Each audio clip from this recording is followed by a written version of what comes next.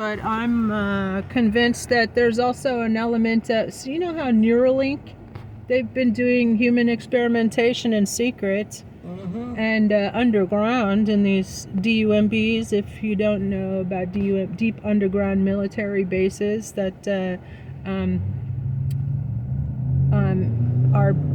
have been exposed for a long time by whistleblowers. Donald Marshall is one of them. But there's there's a girl who was trafficked to underground, and she was talking about it.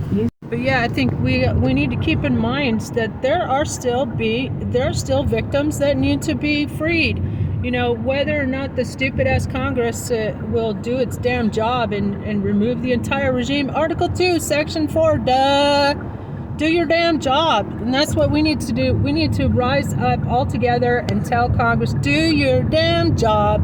Get rid of the fucking entire regime. Give us snap elections. Impeach yourselves too, because every day that they refuse to impeach and remove this treasonous slime bag, child rapist and murderer. He's a fucking murderer of children. And, even Epstein said that he had no principles. He said the problem with Donald is he has no principles. To me, that was clearly a sign that he is not only raping and torturing children, he's killing them. And there was somebody who was threatening one of these victims who said, shut up, you better not say a word or you'll end up buried on the golf course with the other cunts. That's exactly what the Diaper Donald's fixers do. They would drug children. There are cases in the Epstein files. A girl said I'm interested. I would like to meet Donald Trump. So this dude drugged her, and then she woke up after having an impression of having seen Trump's face, and she was all sore and she'd been raped. And by the way, Stormy Daniels, if you I've been in media all my life, so I watch these things like a hog.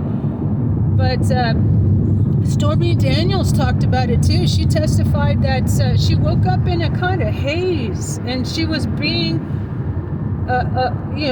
raped by fucking Trump.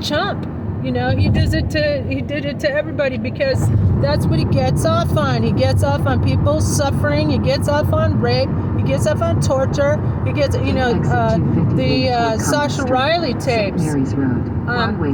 Sasha Riley interview another veteran who was trafficked to Trump, and he put a tent peg up his ass.